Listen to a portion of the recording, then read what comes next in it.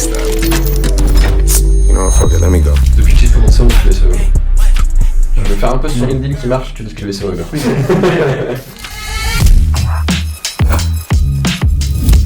Avant d'aller plus loin, quelques informations. Déjà, on est désolé pour la qualité audio de cet épisode. On a eu quelques soucis sur le tournage, du coup, on n'a vraiment pas la qualité qu'on voudrait avoir. Deuxième petite information, Clément sort ce soir son e-book gratuit sur Instagram, Comment devenir graphiste freelance.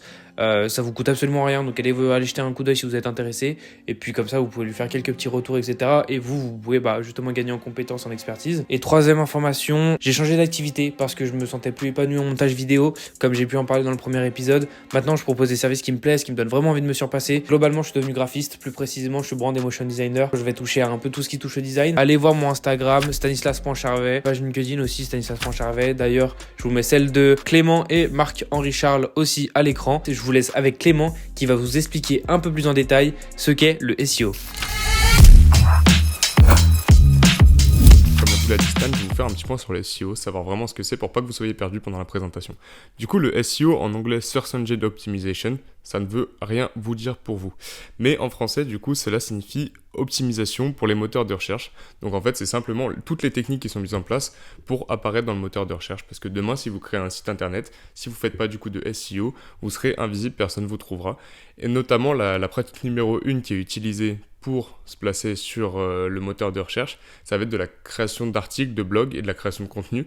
Donc en fait, on va rédiger des articles avec des mots-clés qui vont être du coup susceptibles de tomber dans les moteurs de recherche. C'est pour ça que vous entendrez notre invité Marc énormément parler de copywriter ou de rédacteur web. En fait, c'est les personnes qui vont rédiger ces articles-là pour leurs clients. Voilà, j'espère que c'est un peu plus clair pour vous. Je vous souhaite bon visionnage et on attend vos retours en commentaire. Ça nous aide grandement à nous développer et on se dit à bientôt.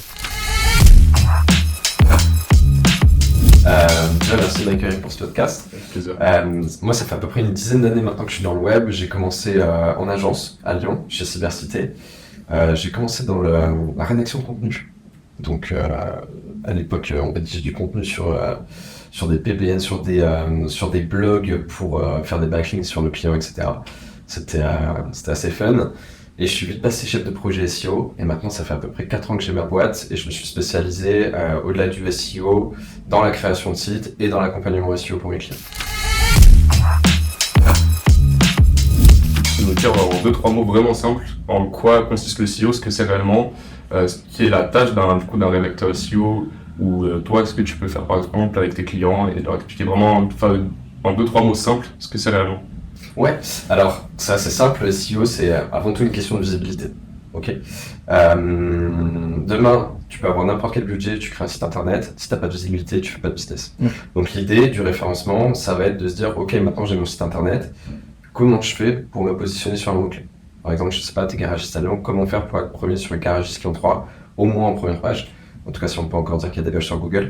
Mais l'idée du référencement, ça va être de travailler des points sur ton site internet, que ce soit de la technique, il y aura une partie beaucoup rédactionnelle aussi, ou alors une partie un peu plus complexe qu'on appelle le netlinking, mais alors là c'est plus compliqué à expliquer.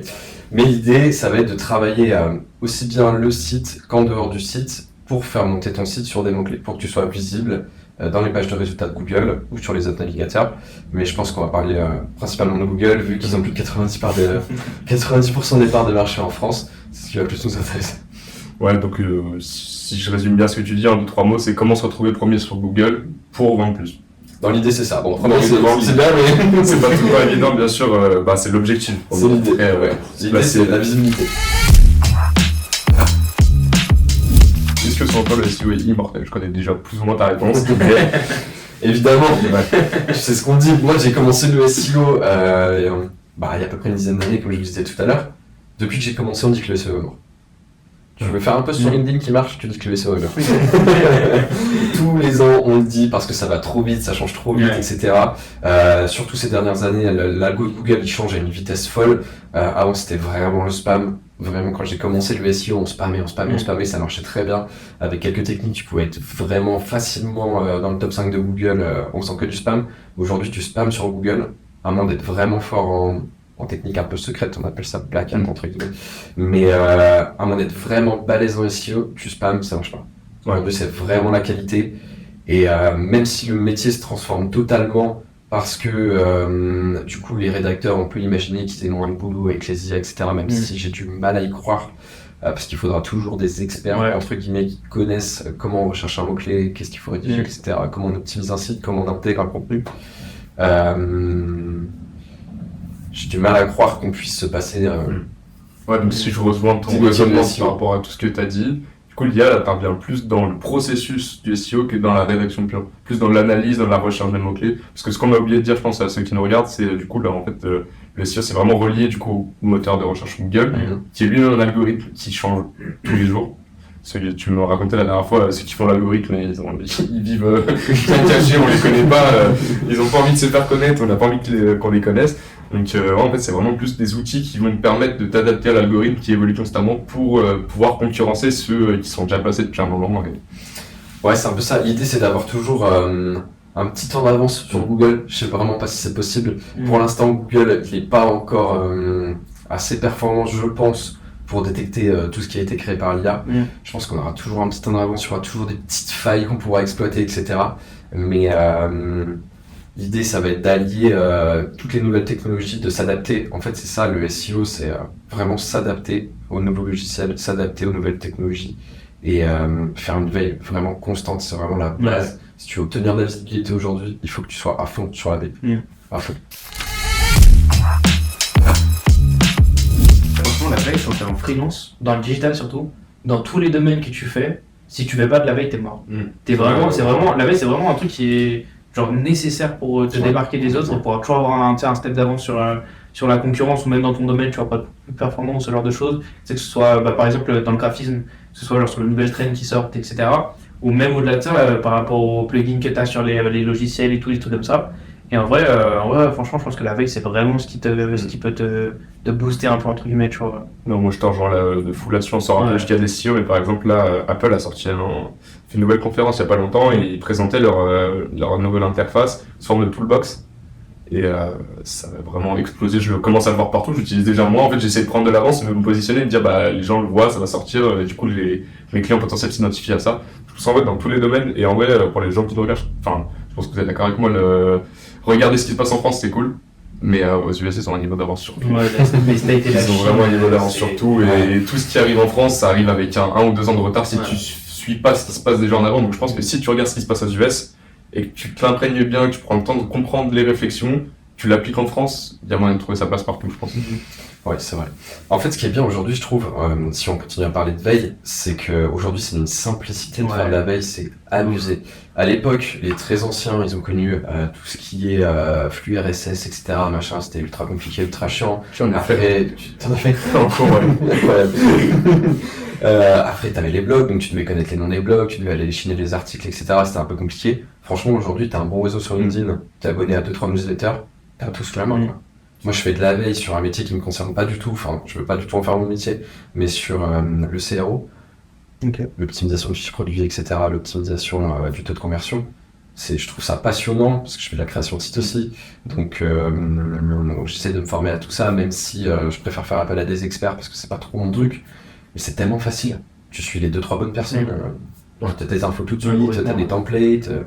Tout est gratuit, tout est accessible, c'est beaucoup plus facile qu'avant. Ouais, mais par rapport à ça, tu vois, ce que je trouve cool fascinant dans le SEO, c'est que je pense que tous les corps de métier, à petite échelle, on va dire, que ce soit le graphisme, avec un peu de veille, tu peux t'en sortir, commencer à faire des trucs pas trop dégueux. Par exemple, dans le SEO, avec un peu de veille, tu t'en sors pas. En fait, si t'as pas toute l'expertise derrière, après, dans le graphisme, t'en as besoin aussi avec la réflexion de l'ADR, mais je veux dire, tu peux faire un truc joli sans avoir forcément full compétence en faisant un peu de veille, mais dans les SEO, je trouve que c'est l'un des seuls corps de métier dans le digital où il faut vraiment avoir de l'expertise pour faire quelque chose de pertinent qui marche vraiment. Alors pour ça marche vraiment oui, mais alors ce qui est hyper intéressant dans le SEO, ça dépend évidemment de la concurrence, ça dépend évidemment si t'es sur une niche ou si t'es sur un truc hyper concurrentiel. C'est sûr que si demain t'écris sur, je sais pas, tu commences à monter ton blog sur la mode, sur les robes, notamment sur tout ce qui va être la mode sur les femmes, ça va être très compliqué. Par contre si t'es sur des thématiques un peu plus simples, tu peux réussir à te positionner même sans être un expert qui a 10 ans d'expertise. C'est ça qui est intéressant, c'est juste une question de régularité et de pas de visibilité, de régularité et de qualité. Moi, je voulais parler avec toi, si t'es d'accord, du coup, parce qu'on entend beaucoup parler d'intelligence artificielle depuis un an, encore plus depuis cette année, et puis ça se répand surtout en dehors du digital aussi, vraiment, ça c'est quelque chose qui touche tout le monde, je pense, actuellement. L'année dernière, un peu plus uniquement pour les gens dans le digital, et là, je pense que toutes les personnes qui nous regardent savent de quoi on parle, et je voulais voir avec toi certains points, par exemple, dans ton quotidien, si tu l'utilises, à quelle fréquence, si tu connais des gens dans ton secteur de métier qui l'utilisent, donc je sais pas toi si par exemple quotidiennement tu l'utilises. Alors, j'ai du mal à imaginer le SEO aujourd'hui sans IA. Ok, moi j'ai connu la transition vraiment quand j'étais rédacteur de rédaction de contenu sans intelligence artificielle. Ouais. Donc on utilisait des logiciels pour nous aider à chercher des mots-clés, etc., pour nous aider à rédiger, mais on devait tout rédiger à la main. C'est-à-dire que si vous voulez un peu des chiffres, à l'époque, une page Word, ça me prenait entre 10 et 20 minutes à rédiger. Ok. Donc une page Word, ça fait à peu près 300-400 mots, ça me prenait entre 10 et 20 minutes. Aujourd'hui, avec l'IA, tu peux rédiger 1000 mots en 20 secondes. Même moins que ça. Donc, l'IA, avant tout, c'est un gain de temps qui est colossal. Pas que en rédaction, puisque le SEO, ça se résume pas que la rédaction de contenu. Tu as aussi tout ce qui est partie benchmark, analyse de la concurrence, etc. En fait, dans tous les niveaux du référencement naturel, l'IA, elle va quasiment intervenir partout et elle va te faire gagner un temps monstrueux. Donc, dans ta production, si tu es bien équipé, si tu sais utiliser les bons outils, si tu investis un petit peu, tu vas gagner énormément de temps.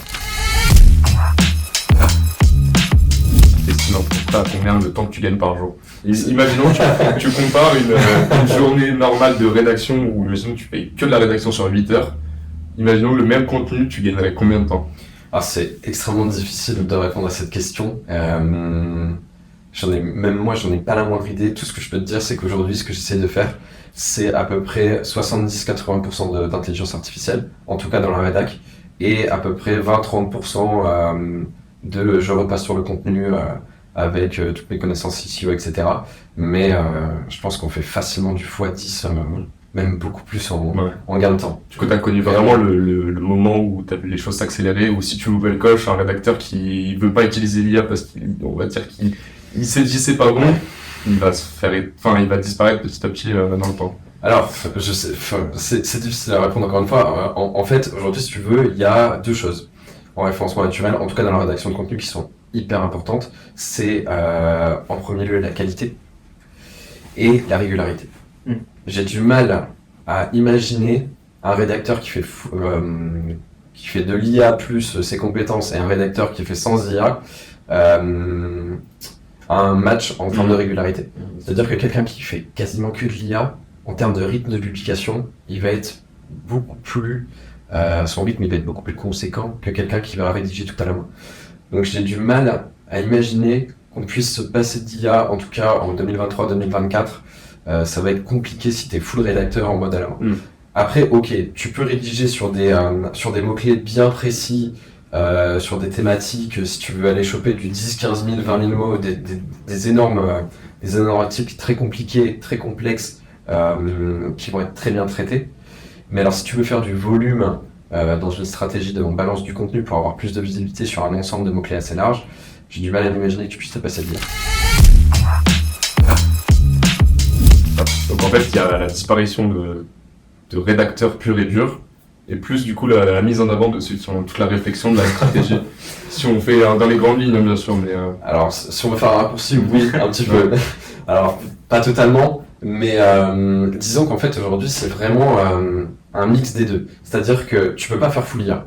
Je pense que pour l'instant, c'est impossible. Quelqu'un qui se lance dans la rédaction de contenu et qui fait full IA, c'est impossible. S'il n'a pas des connaissances sur le balisage, s'il n'a pas des connaissances sur le maillage interne, s'il n'a pas des connaissances sur les différents CMS qui existent, etc., je vois pas comment ça peut marcher. Ouais, bien sûr. Moi, c'est par exemple, si je me lance demain dans l'IA en me disant j'ai aucune connaissance, je veux faire l'IA, je vais faire de la rédaction de contenu, je vais me foirer totalement, parce que j'ai pas la réflexion, l'expertise, la stratégie, et j'ai pas surtout l'expérience, je pense. Donc, tu auras le volume, ça c'est sûr, tu vas réussir à te positionner, tu seras pas dans le top 3, tu seras pas dans le top 4, tu seras pas dans le top 5, sauf si ton mot-clé est vraiment très niche.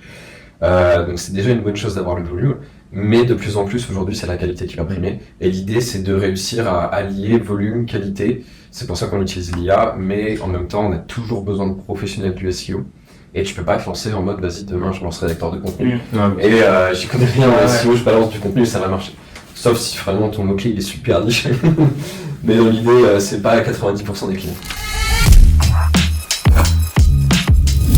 Oui, tu as donné quand on voit l'évolution qu'il y a eu du coup sur, on va dire un an et demi là, vraiment le bump que ça a pris, toi, comment tu vois le SEO dans le futur? Enfin, avec les évolutions qu'il y a actuellement, la vitesse que ça prend, comment tu vois ton job d'ici, je sais pas, 1, 2, 3, 5 ans vraiment dans le futur, est-ce que le job va complètement changer, rester comme il est, enfin vraiment ton point de vue là-dessus? Alors je pense qu'il va réellement se transformer. Déjà mon travail il s'est transformé depuis que j'ai commencé le digital, puisque j'étais beaucoup dans l'opérationnel au début. Maintenant je suis un peu plus dans la stratégie, tout ce qui est rédaction de contenu je le fais sous-traiter. Je suis plus sur la partie audit, la partie relation client, la partie commerciale. Donc déjà mon métier s'est déjà transformé. Ouais, complètement. Mais tous ceux qui vont rester beaucoup dans l'opérationnel, évidemment que ça va se transformer encore plus, de plus en plus vite. Et l'idée, je pense, il n'y a qu'une seule solution pour moi de rester au top niveau du SEO, c'est de faire une veille mais constante, tester des nouveaux outils, s'inscrire à des newsletters, tout tester, se prendre 3-4 outils qui marchent bien, les utiliser. Et ouais, je pense que le SEO va vraiment se transformer à ce niveau-là. Après, si tu me parles d'un futur encore plus lointain, tu sais comment je le vois bien, moi, le SEO, j'imagine potentiellement, alors c'est vraiment de la spéculation à fond, mais j'imagine bien un truc en mode influence. Tu vois, vraiment en mode, peut-être que dans 5-10 ans, ce sera comme ça, je sais pas. Plus, c'est pas le site qui va avoir l'autorité, qui va remonter grâce à sa stratégie, mais ce sera des personnes, des personnalités. C'est-à-dire, telle personnalité va rédiger sur un site qui est tout neuf, potentiellement, ça va le faire monter. Elle va rédiger sur un site qui est déjà existant, qui a déjà de l'autorité, il continuera à bumper le site. Tu vois. Comme les réseaux, les autres réseaux actuels en fait. Tu vois, moi je le vois bien Google passer plus en mode LinkedIn ou en mode un peu plus en mode réseau social. Vraiment vraiment du trust sur des personnalités, sur des gens. Ah, c'est super intéressant. En gros, imaginons demain Elon Musk qui fait un article sur un point ou un site, pourtant il va exploser comme ça peut le faire sur les réseaux actuels. J'y crois. À terme, ouais. En vrai, c'est ultra intéressant. Ça peut être une directive de Google, tu vois, qui arrive, et tu pourrais prendre le site le plus éclaté au monde, vraiment le site le plus pourri du monde, si c'est Elon Musk qui rédige un post, j'imagine, enfin un article de blog ou peu importe, qui crée une page, peu importe, un contenu sur le site, j'imagine que ça pourrait avoir plus d'autorité que si c'était Monsieur Tout le Monde. Ouais, complètement. Moi, je te suis sur la réflexion parce que du coup, c'est un peu comme les réseaux sociaux sont arrivés. Au début, personne n'y croyait ou il y avait très peu d'influence dessus. Et aujourd'hui, maintenant, on paye des influenceurs des milliers, des centaines de milliers d'euros pour promouvoir quelque chose. Et l'influence qu'ils ont, elle est monumentale. Donc en vrai, je t'en rejoins quand même pas mal là-dessus. Donc, je pense pas qu'on sera autant. Ça ne deviendra jamais un réseau social. Je pense pas, il faut que ça reste un moteur de recherche. Mais tu vois, quand tu t'intéresses un peu aux chiffres ces dernières années, et que tu vois que les plus gros moteurs de recherche, à part Google, ça devient les réseaux sociaux. Quand tu sais que la génération là qui est en train d'arriver, elle cherche plus sur TikTok qu'elle recherche sur Google. Moi, c'est pas mon âge. Je veux chercher un restaurant italien, je cherche pas meilleur restaurant italien sur TikTok. Je recherche encore sur Google. Nous, en vrai, c'est pareil. Moi aussi. Encore. Je pense qu'il y a encore une sous-génération en dessous de nous qui est plus chaud dans 5-6 ans. Même moins ça, je pense. Ce sera du TikTok. C'est TikTok et les réseaux. Surtout depuis l'arrivée de TikTok. Les réseaux, même moi, j'ai pas suivi le cap très rapidement sur TikTok. Et je suis dépassé de l'ampleur que ça prend. Non mais réellement, il y a des trucs qui vont tellement... Je vois des influenceurs sur TikTok qui passent de 10 000 à 300 000 en une semaine. Ça va trop vite. C'est vraiment... C'est pour ça, tu vois, j'imagine bien le côté un peu personnalité sur Google. On n'a pas encore trop ça. Bon, il y a eu Google Plus à l'époque, peut-être que vous avez connu, peut-être pas, je pense pas. Non, pas bon, c'était éclaté. Donc l'idée... Ah si, Google Plus, si. T'avais le truc dans le petit onglet où t'as Gmail et tout machin, t'avais Google Plus aussi, c'était un sort de réseaux sociaux. Ouais, si. Et ouais, j'en ai entendu parler. J'espère que cette vidéo vous a plu, nous on a pris énormément de plaisir à la réaliser. Sur ce, on vous laisse avec le premier épisode de Up New qui est disponible sur notre chaîne YouTube. Et le prochain épisode sur le SEO sort la semaine prochaine. Ça sera une chronique que j'ai réalisée et qui parlera de Notion, de l'organisation et des produits digitaux, donc de l'e-commerce. Pour ne pas louper les prochains épisodes, je vous invite à vous abonner et activer la cloche. Et nous, on vous dit à très vite sur Up New.